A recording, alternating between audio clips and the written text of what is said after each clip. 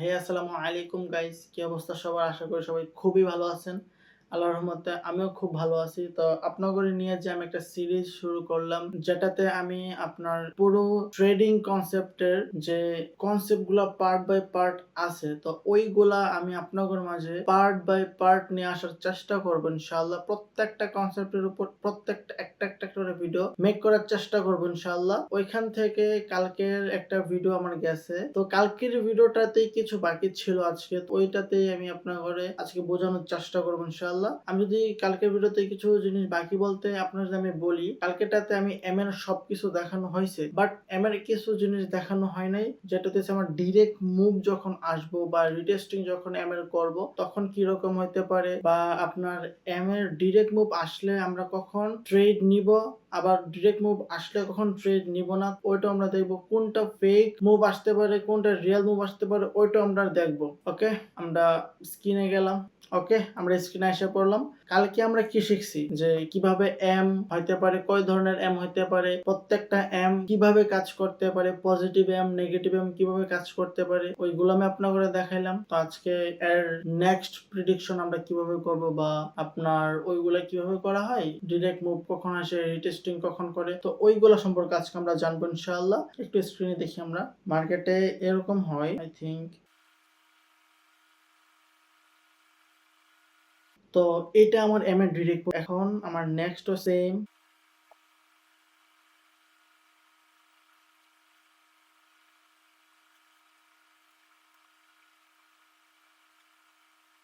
আচ্ছা, এখন আসেন আমাদের স্ট্রাকচারের উপর। তো আমরা তো প্রিভিয়াস সময় যে আমরা প্রিভিয়াস যে ক্লাসটা হয়েছিল, যেমন এপিসোড নাম্বার 1 এ, তো ওইখানে তো আমরা এম কিভাবে হয় ওটা বুঝলাম। যেমন আপনার আমার ডিমান্ড যদি হয় 50%, দেন আমার সাপ্লাই হয়ে যায় দ্বিগুণ। তো এখানে আমরা যদি দেখি, এই যে আমার ডিমান্ড, এই যে ফুল ডিমান্ড এখানে 50% হয়ে গেছে, তো এখানে যে আমার 50% হয়ে গেল, তার মানে এই যে সাপ্লাইটা, এই সাপ্লাইটা এখানে এসে আমার কি দ্বিগুণ দেওয়ার কথা। তো এখন দ্বিগুণ দেওয়ার আগে আমরা একটু দেখি দেখি বলতে এম এর নেকলাইন কোনটা। এম এর নেকলাইন মূলত এইটা।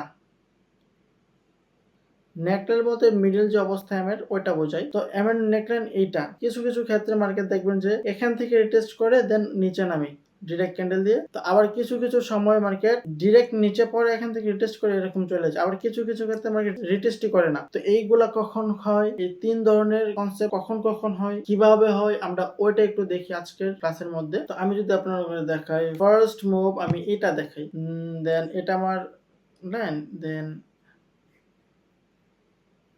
এই যেখান থেকে যে রিটেস্টটা করলো না, এটা আগে আমরা দেখাই। তো এই যে রিটেস্টটা করলো, এই রিটেস্টটা আমি সবার আগে দেখাই। এই যে রিটেস্টটা এখানে করলো, তো এটার এই ক্ষেত্রে এখানে হয় কি, আপনারা যদি একটু দেখেন, এখানে মূলত কিছু প্যাটার্ন হয়, ঠিক আছে?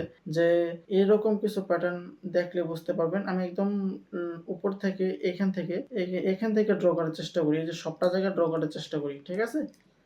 একটু ফোকাস দেন, দেন বুঝতে পারবেন। তো এখানে আমার এই যে সবটা স্ট্রাকচার, এই যে স্ট্রাকচারটা এখানে আসলো, তার মানে এখন তো এখানে এইভাবে রিটেস্ট করার কথা। এটা আমার নেকলাইন, আই থিঙ্ক এটা হচ্ছে আমার নেকলাইন। তো এটা তো টাচ খাইছে না, তো এটা এভাবে যাওয়ার কথা না এই ক্ষেত্রে। তো এখানে যে ক্যান্ডেলগুলো হয়েছে, আমি যদি আপনার করে দেখাই, তো ওটা ফোকাস দেন। আমি এখানে আপনার নেক বসালাম, দেন এখানে যে ক্যান্ডেলগুলো হয় এইরকম, তখন এটা থেকে ছোট, ঠিক আছে?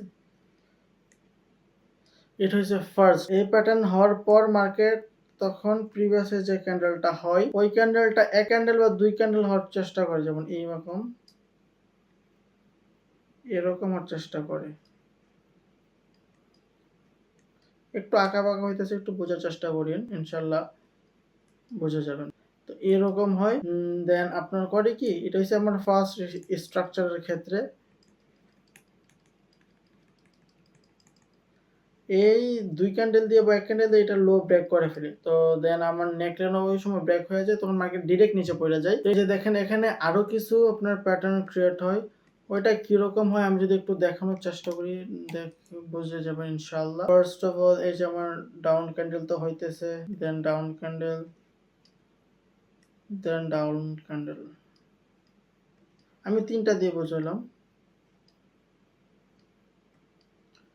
এই যে এখানে আমার এটা আপনার, তারপর আমার গ্রিন ক্যান্ডেল আসে, এরকম ক্যান্ডেল ক্রিয়েট করে। তো এইরকম ক্যান্ডেল ক্রিয়েট করার কারণটা কি? বিকজ এখানে যদি আপনারা একটু ফোকাস দেন দেখবেন যে এখানে একটা এফবিজি আছে, ঠিক আছে? তখন এই যে এফবিজিটা, তখন এই এফবিজিটা আমার ভ্যালিড হয়ে থাকে, হ্যাঁ?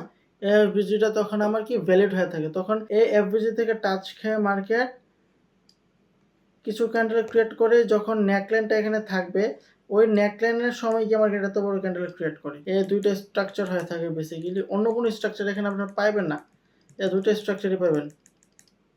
এই যে দুইটা স্ট্রাকচার এখানে হয়ে থাকে। কখন হয়? যখন আপনার এই যে এরকম ক্যান্ডেল হয়, এই যে এখানে যে নেকলাইনের উপরে যে রিটেস্টিং হয়ে যায়, তখন এই দুই রকম ক্যান্ডেল হয়ে থাকে। তো আপনার দ্বিতীয় যেটা ছিল, যেখানে আমার নিচে দিয়া, যেমন আপনার যদি এখানে দেখাই, এই যে এরকম কখন করে, হ্যাঁ? এই যে জায়গাটাতে এটা কখন করে, এটা যদি আমরা একটু দেখি, এটা মূলত হয়, আমি একদম ফার্স্ট টাইম ড্র করে দেখাই। এটা মূলত হয়, আপনারা দেখেন, একদম ফার্স্ট থেকে ড্র করে দেখাইতেছি। তারপর এটা তো আমার নেকলাইন ছিল, এই যে আই থিঙ্ক আমি কালো কালি দেবো যেটা আপনার ভুল হয়। এই যে এটা আমার নেক ছিল। তারপর এখান থেকে আরো একটা ক্যান্ডেল হইল, এই যে ক্যান্ডেল হইলো, হওয়ার পর মার্কেট এখানে যে এই যে এফবিজিটা হয়, ঠিক আছে? এটা মেজরের ক্ষেত্রে এখানে একটা এফবিজি হয়, এটা মার্কেট এখানে যে এফবিজিটা হয় এটা মার্কেট ফেল করে 99% ক্ষেত্রে, 78% ক্ষেত্রে ফেল করে, ঠিক আছে? আর এখানে একটা জোন থাকবে, এই যে এই জায়গার মধ্যে, ওই এই জায়গার মধ্যে একটা জোন থাকবে, নয়তো আমার এই যে আমার যে এই এভাবে যে নেটটা গেল না, এখানে একটা প্যাটার্ন থাকবে আমার, বা এই জায়গার মধ্যে একটা প্যাটার্ন থাকবে, ওই প্যাটার্নটা আমার ব্রেকার ব্লক বা ওই রকম রিজেকশন ব্লক মতো কাজ করে, টাচ খেয়ে মার্কেট নিচে পড়বে। এটা যখন রিটেস্ট করবে তাই এখন এরকম ক্রিয়েট হবে। আশা করি বুঝতে পারছেন। আর এই যে জায়গাটার মধ্যে যে ক্যান্ডেল গুলো ক্রিয়েট হয়, ওইটা হইতেছে আপনার এরকম, আই থিঙ্ক বুঝতে পারবেন। এই এরকম ক্যান্ডেল হয়, এরকম ক্যান্ডেল, এরকম ক্যান্ডেল। তারপর আপনার মানে একটু উল্টা হওয়ার চেষ্টা করে কি, আমরা ইনভার্টেড হ্যামর যেটা বলি, এরকম ক্যান্ডেল হয়, ঠিক আছে? হওয়ার পর নেগেটিভ অ্যাঙ্গেল ফিং বা এরকম রেড কালার দিয়ে আসে, বড় করে আসে, দেন মার্কেট ধাপ করে নিচে পড়ে যায়, তখনই বেসিক্যালি এরকম হয়। তারপর সেকেন্ড টাইম যখন হয়, ওটা আপনারা আস্তে আস্তে বুঝে যাবেন। তো ডিরেক্ট বসে, যেমন মার্কেট এরকম করে ডিরেক্ট আসা পড়ে, তখন এখানে আমার রিটেস্টও করে না এভাবে, এভাবে রিটেস্টও করে না। তো এটা যখন হয়, এটা বেসিক্যালি এটা হয় কখন, যখন মার্কেট অতিরিক্ত ভোলাটিলিটি থাকে। আই থিঙ্ক এই জায়গার মধ্যে যখন মার্কেট ভোলাটিলিটি থাকে, অবশ্যই এই যে জায়গাটা, এই যে জায়গাটার মধ্যে অতিরিক্ত টাইম স্পেন্ড করে ফেলে মার্কেট, ঠিক আছে? বা এতটা টাইম স্পেন্ড করা ওর পক্ষে সম্ভব না, তাও করে ফেলছে। তো ওই জায়গায় ওই ডিরেক্ট মুভ আসা পড়ে এম এর। তো তখন আপনার দেখা গেছে কি মুভ এত সহজে ধরা যায় না, ডিরেক্ট রিভার্সাল ধরা যায়। তো এই যে এখান থেকে রিভার্সাল ধরা যায়, দেন এভাবে আসে, দেন উপরে চলে যায়। তো এখানে বেসিক্যালি আপনারা ট্রেড ফেক আউট বা ব্রেক আউট, ফেক যে মুভ দেয়, এখানে যে ফেক যে মুভগুলা দেয়, ওইটা আপনার এক ক্যান্ডেল বা দুই ক্যান্ডেলে হয়ে যায়। এই এরকম এক ক্যান্ডেল বা দুই ক্যান্ডেলে হয়ে যায়। হওয়ার পর আপনার ছোট ছোট ছোট ছোট ক্যান্ডেল দিয়ে আবার রিকভারি করে ফেলে, বুলিশ প্রেশার যেগুলো আছে ওইগুলো এভাবে রিকভারি করে ফেলে। এটা আমি রেড ক্যান্ডেল ড্র করতাম, আমি এটার উপরে ড্র করে দিই আপনাদের। এই যে এরকম এরকম এরকম এরকম করে আপনার যেহেতু, আর পরবর্তীতে যখন এই যে আপনারা দেখতেছেন যে দুইটা বুলিশ একবার অ্যাবনর্মাল ক্যান্ডেল, এই ক্যান্ডেল ওরা হওয়ার পর সাথে সাথে ওরা টিকে থাকতে পারবে না, দ্যাটস ওয়াই ওইখানে সাথে সাথে আমার বুলিশ যারা আছে ওরা স্ট্রং হয়ে যায়। তো ওরা ছোট ছোট ছোট ছোট ক্যান্ডেল দিয়ে ওর আগের পজিশন ওরা চলে যায়। আশা করি বুঝতে পারছেন। এগুলো খুবই ইজি কনসেপ্ট, আমি যদি আপনার করে চার্টে নিয়ে দেখাই তাহলে বুঝতে সুবিধা হবে। এগুলো মাঝে মাঝে হয়ে থাকে, যেমন আপনার নিউজ প্যাটার্ন, নিউজের ক্ষেত্রে, আবার অন্যথায় নিউজ ছাড়াও হয়ে থাকে, খুব অ্যাগ্রেসিভলি মুভ এসে থাকে। যেমন আমি যদি গোল্ডে যাই, গোল্ডে গেলে আশা করি দেখতে পাবো ইনশাল্লাহ। এই যে এখানে আপনার ফুল টোটালে তো এম হয় নাই, বাট আপনার আমি যে আপনাকে বললাম যে ডিরেক্ট মুভ আসলে যখন এটা রিকভারি করে ওর আগের জায়গায় চলে যায়, ওইটা হয়েছে। দেখেন এখানে মার্কেট এরকম ভাবে করতেছে, যখন অ্যাগ্রেসিভলি ডাউনে পড়ে গেছে, তারপর অ্যাগ্রেসিভ দেখেন সাথে সাথে ওই উপরে যে উঠে গেছে অ্যাগ্রেসিভলি, ও এবার সাথে সাথে ওর পজিশন আসা পড়ছে, তারপর ওর পজিশন আসা কনসোলিডেশন করে আস্তে আস্তে পড়ে গেছে। ওর পজিশন কোনটা, ওর পজিশন যদি দেখেন, এই যে ওর পজিশন এইটা, ওর জায়গায় ওই আবার এসে পড়ছে। তো এটা আপনার তখনই হয় যখন অ্যাগ্রেসিভলি মুভ হয়ে যায়। যেমন আমি আপনাকে আরো দেখাই, এই যে দেখেন এই জায়গাটার মধ্যে যদি একটু ফোকাস দেন, এই যে দেখেন এখানে মূলত দেখেন বা একটু ফোকাস দেন, এই মার্কেট নরমালি পড়তেছে, আবার উপরে উঠলো, দেন দেখেন অ্যাগ্রেসিভলি মার্কেট নিচে পড়ে গেছে, তারপর দেখেন ছোট ছোট ছোট ছোট মার্কেট আবার তার আগের জায়গায় চলে গেছে। চলে যাওয়ার পরে দেখেন যে মার্কেট আস্তে আস্তে আস্তে নিচে পড়তেছে। ঠিক আছে, ওর জায়গায় আগে যেখানে পৌঁছেছিল, যেখানে এখানে পৌঁছেছিল, এখানে কিন্তু আবার আসছে, বাট ওই অ্যাগ্রেসিভলি যে এখানে মুভ দিছে ওইটা রিকভারি করে আস্তে আস্তে নিচে পড়ছে।